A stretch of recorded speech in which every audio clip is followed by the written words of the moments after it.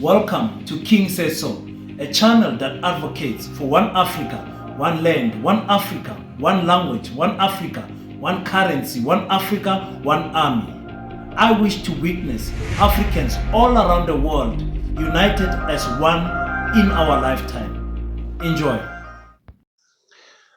What's up, ladies and gentlemen? It's your boy King053, Mr. Easy Imali Enengi, and I cannot believe that in this channel I have not spoken about this crook Pravin Gordhan. I can't believe that. I mean, when you mention public enterprise, the Minister of Public Enterprise, the one who's in charge of the state-owned entities, you're talking about ESCOM, what did you call your SAA, your South African Airways and the likes, Prasa, whatever, he's in control. Transnet, he's in control. And all of those enterprises has been failing because of this man. Before I go into deeper, welcome everyone. You are here in your channel, your podcast that speaks and advocates for Black excellence, that advocates for Black love, Black unity, Black supporting Black, Black lifting up Black. So everything that has to do with progressing the Black agenda, here we are pushing it. And Julius Malema has warned us multiple, I don't know how many, Julius Malema has been warning us about this man since I can't remember. But the first thought I remember about Pravin Gordhan is when Jacob Zuma fired him. I think he was the Minister of Finance. When Jacob Zuma fired him, the country went crazy. The South African Communist Party, they wanted to pull out of their alliance with ANC because of this Pravin Gordhan. You guys still remember that. But let's just play a little clip of Jacob Julius Malema warning us about Pravin Gordhan. If it was you, an African, who was found to have done the same things that Pravin did, they were not going to think twice. When Malusi Gigaba was found lying, they showed him the door. When the former minister of Ntantanene said he lied, they showed him the door. When public protector found now against Cyril Ramaphosa, some of the white journalists were beginning to say, it looks like Cyril must also take responsibility. Why? It's an African brother. If it's an African and the African is found guilty, there is no second guessing. He must go. But if it's a white or a deputy white, no, there is something wrong. Pravin is the one who's fighting corruption. Pravin is not the president of South Africa. We know the president of South Africa to be the one who's fighting corruption. Pravin did not contest any elections yet. Pravin was never elected by anyone. Therefore, he can't claim to be an authority that fights corruption in South Africa. He says, the EFF is fighting me because they are in the state-owned enterprises corruption. Who are not in that nonsense. We are not involved in any corruption of state-owned enterprises. That's why if we are involved in state-owned enterprises,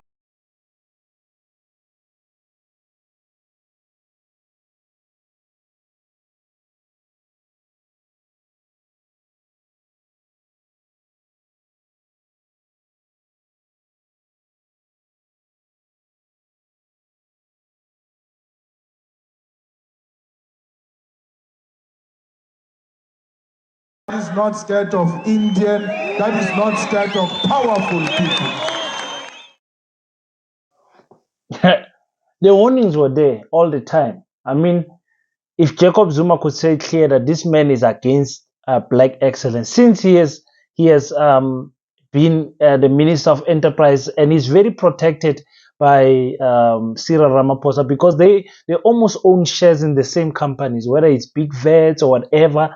And remember, in state capture, it was found out, it was revealed, I mean, that his daughter also benefited from the Busasa saga and everything, and she was in there with the CR7 campaign and all of that, but nobody said anything. But look how Jacob Zuma's son, Tutuzane Zuma, was treated. In fact, till today, his bank accounts are still frozen because of him being linked with the Guptas and everything. But Pravin's daughter was given a different treatment. We must stop this thing of treating other people who are Julius Malema calls them deputy whites. We must stop treating these people differently because they are not black, because they are not African. It's killing us here in South Africa, this thing. I mean, Pravin is a guy who has lied about his qualifications. Huh? You remember JJ Tabane was calling him and said, listen, come to my show, come and explain why did you lie that you have an MBA and whatever. Hmm? The current ESCOM board gave him recommendations of names that he must employ a new CEO, but because it's black people, he does not want it. Let's quickly hear what JJ Tabane said about all of this. The same guy who crooked his qualifications and told us on the website of Mango Airlines a few years ago that he has an MBA, when he meant maybe some course, some of these courses where they say finance for non-financial managers, and it's 2 days and you pay 7,000, right? The person come and tell us you have an MBA. You know what it takes to have an MBA? As a MBA, you can just wake up and say, I can MBA. It's like originally PhD, what's your topic? People are looking for your thesis, they can't find it. This is what Pravin Gordhan has done. We've invited him to come here, and I'm still inviting him. He says, oh, your show is too late. Yeah, it's a night show. What do you expect? It's late, yes. Come. I'm inviting you, Mr. Gordhan. A lot has been said about you. Please come and talk to us. We've been asking for weeks now. Before, I think you don't want or you are afraid to come and talk to us and account for these things. Pravin will not attend shows, talk shows like JJ Tabane's Power to Truth, because he knows there he will be questioned thoroughly. But not only is every opposition party calling for Pravin to be fired by Cyril Ramaphosa, of which is not going to happen, forget. But the ANC Youth League is gunning at Pravin Gordhan. You've heard the ANC Youth League president, Colin Malaji, saying that this old man must step down. But in the Eastern Cape, where the situation where the ANC Youth League, let me just play the video. Let me play the video. Very entertaining video, I'm telling you. The darling. Udia, the delicious Sao Pagamisa, Napa comrades. Have I gone to hear you? Have I gone to hear you in Amanda? Have I gone to hear you? Song of it! I gone to hear you in Amanda. Have I gone to hear you? Sue! Have I gone to hear?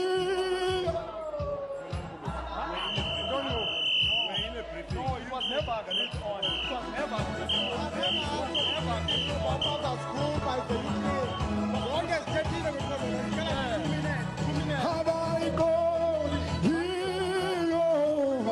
Have I gone here?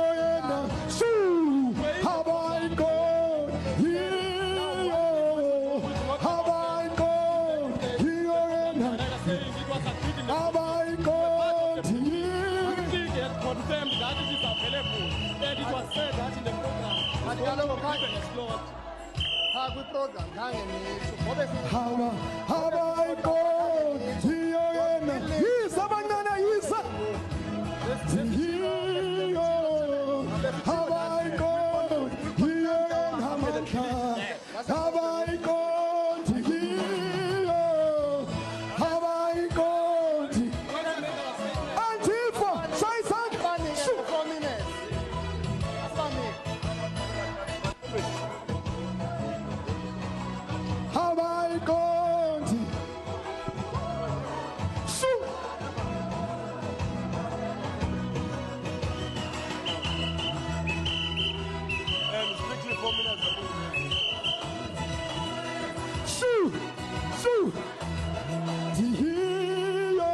Amanda. Hawaii Hiyoge Namanta.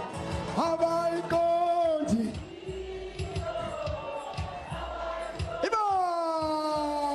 Amanda. Away two. Away two. Amanda. Away two. Ingabi yo confusion comrades. Provincial chair usepha phansi. Sawunika nje youth league le 4 minutes. Sawuz process ezinye izinto emva kwalento. Zikhona into efuna sinqandane sisonke. Sayi process emva kwalento because besisonke kwi briefing. 4 minutes strictly. Thanks very much, Chair.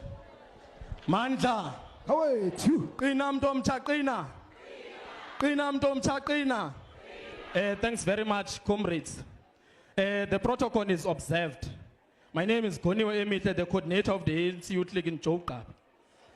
Comrades, we have went to branches of the ANC where there are young people, and we made a clarion call to say we are going to present all issues that are affecting young people in Joburg in front of the national and the provincial leadership. We are here to do that now, and we are not going to allow to be silenced. Comrades, also we must make a clarion call to say now is the time that we must go to the branches of the ANC, contest the space we are capable. We must be branch chairpersons of the ANC, branch secretaries of the ANC, comrades. Comrades, number one, we want a commitment, comrades, of representation in strategic positions of influence to be occupied by young people.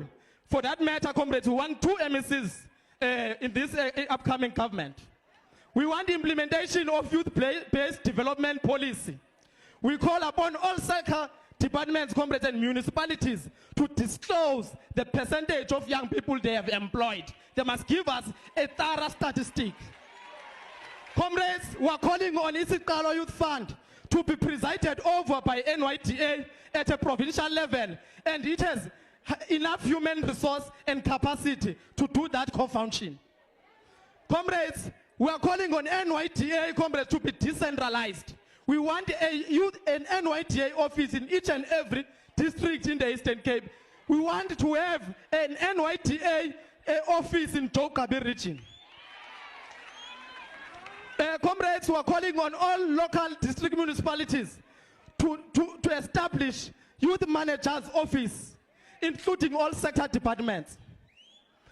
Comrades, we are calling upon the removal of the seemingly untouchable person who seems to be an enemy of the movement, Comrade Pravin Gordhan, because we believe is an orchestrated weapon to stand against the ANC so that it loses elections. Load shedding is orchestrated. He must be removed so that load shedding, comrades, can end. Comrades, we are calling upon the decentralization of NSFAS. NSFAS is incompetent, comrades. Up until this stage, students have not received their allowances because NSFAS is incompetent, because NSFAS is centralized. We are calling upon the decentralization. Each and every province must have a NSFAS office. Comrades, lastly, we will continue, comrades, as the ANC Youth League to be a necessary irritation until the government resolve all the problems I've mentioned above. Mandla, thank you.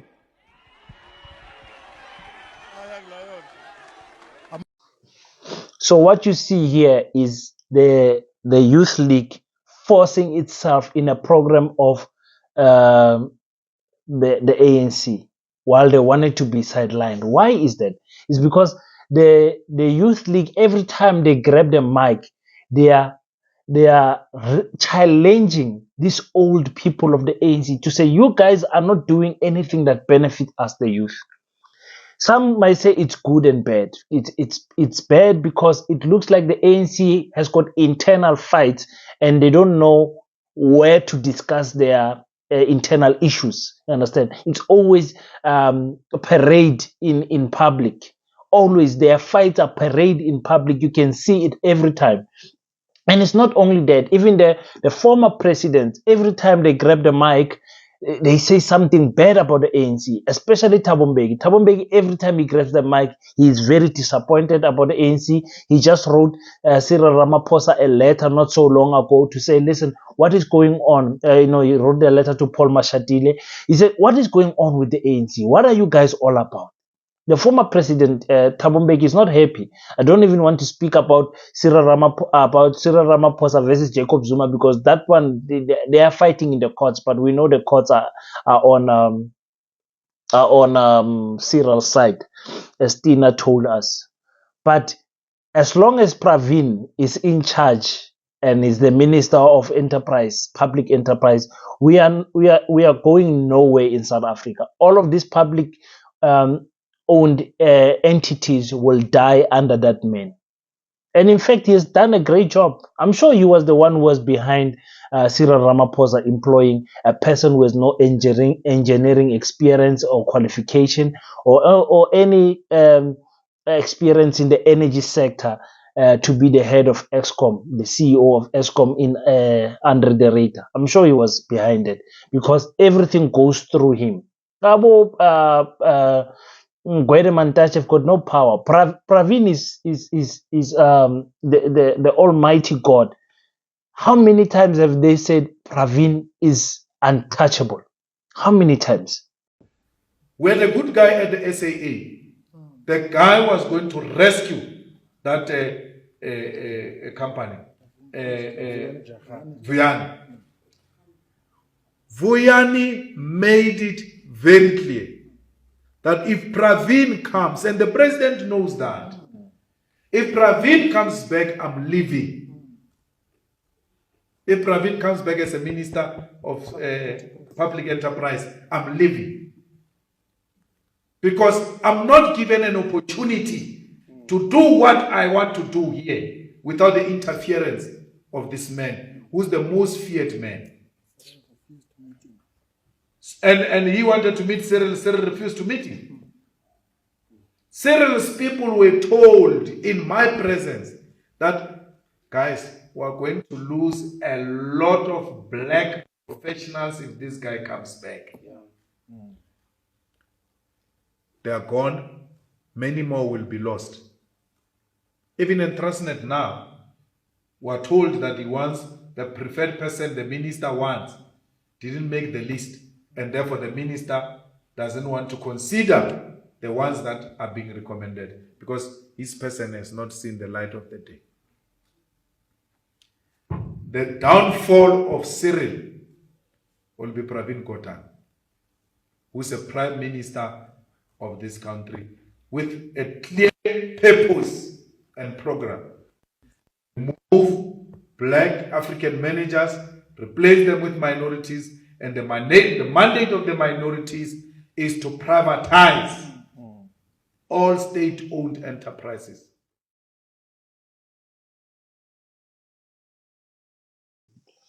So there we have it, ladies and gentlemen. Pravin is really untouchable. We have been warned many times that he is actually the president of South Africa. And Cyril Ramaphosa, for me, teaming up with Pravin, are the biggest downfall of the ANC. And we have to be honest in saying that, and say it clearly without any fear or favor, to say Cyril can do better. You know, when Cyril is overseas in the, what do you call it, speaking on the BRICS, or speaking under going to the Ukraine, or speaking in Africa, or speaking the, what do they call it, the AU, whatever. Cyril is a different guy. He speaks like he's pro-black, pro-African, I mean, you would mistake him as one of the best presidents in Africa when you hear Cyril Ramaphosa speak overseas. But when he comes back home, I don't know what happens to Cyril Ramaphosa. I really don't know. Pravin has to go, guys. Pravin has to go. He has finished the state-owned enterprises, all of them. SAA is gone. ESCOM is almost gone.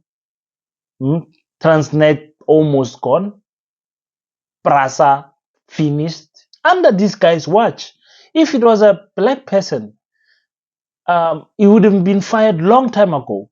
Black people, African leaders have been fired for much less than what Pravin is doing. If an African person comes out and lies about their qualification, they're out of the window. But with Pravin, people are acting as if, man, nothing happened. Yo, guys, it's your boy King053, Mr. Easy Money. Just wanted to take this one out of the way. Until we meet next time, don't forget to pray. Please click the subscribe button. Let's hit that 10,000 subscriptions before the end of the year. Don't forget to pray, and I salute you.